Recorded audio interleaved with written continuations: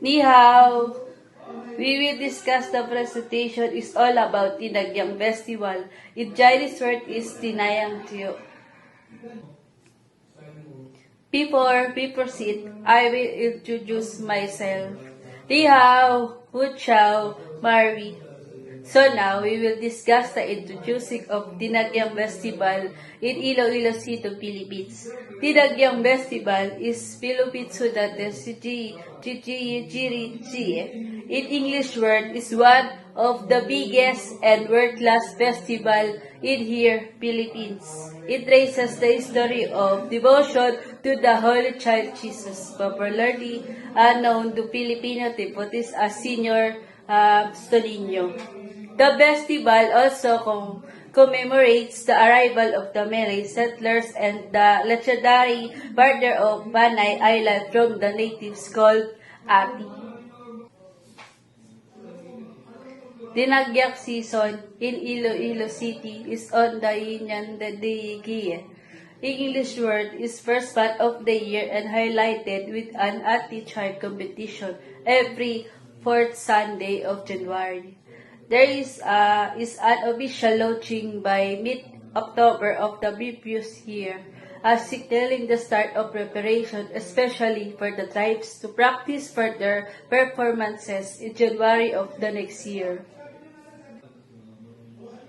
The participants show impressive choreography with colorful tribal costumes and striking props to present socio-cultural and religious symbols depicting life in Panay before the Spanish colonization and the advent of Catholicism in the country.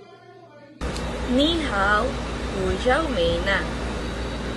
今天我将讨论一路的Dinayang Delice. The history of Dinagyang Festival. The first Dinagyang Festival was held in 1968. The word Dinagyang was derived from the Hiligaynon word Dagyang, which translates to merrymaking in English. It's a word that's broadly representative of the festival. The festival first took shape after Reverend Father Ambrosio Galindez, the first Filipino rector and parish priest of the San Jose Parish back then, introduced the devotion to Santo Niño to the Ilonggo community in 1967 after experiencing the Ati-Atihan Festival in Aklan. The following year, the replica of the image of Santo Niño de Cebu was given to the parish of San Jose by Reverend Father Sulpicio Enderes of Cebu. The Iloilo chapter of the devotees of the Santo Niño de Cebu then ensured the image would get an appropriate reception. They paraded the image from the Iloilo airport down to the streets leading to the San Jose Parish. 你好，我是麦拉。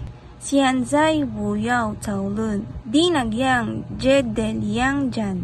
它是菲律宾苏达的世界季节日，是以便是接近友善的两站。The first one is Ati Tribes Competition. The Dinagyang Tribes Competition is a central, heart, and thrilling part of the festival, where various tribes compete in lively dance performances. This year, school-based tribes are returning for the first time since 2020. This comeback adds fresh energy and excitement to the event.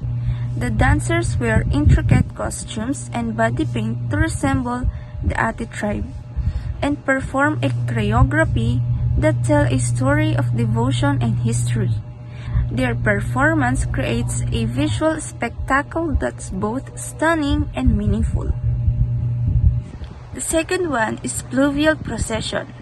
The Iloilo Dinagyang Festival highlights will start with a pluvial procession on January 26. It is one of the most emblematic traditions of Dinagyang.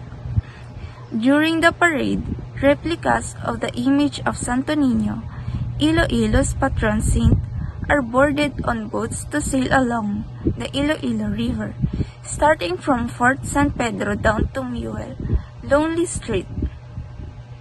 The Pluvial Religion Procession is continued on foot as devotees solemnly take images of the Santo Niño to the San Jose Parish.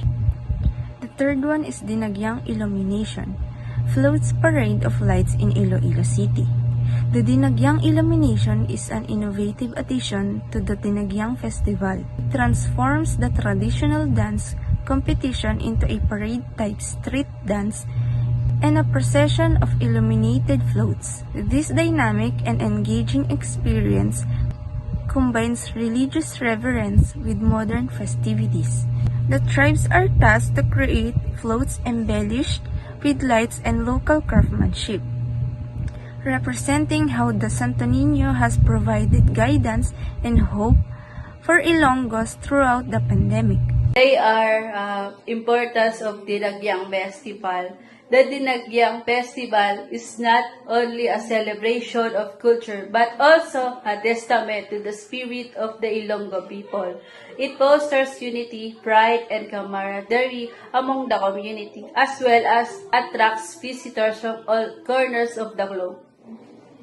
As you participate in the Dinagyang Festival, you will be enchanted by the infectious energy, the pulsating beats, and the warm hospitality of the Ilonggos.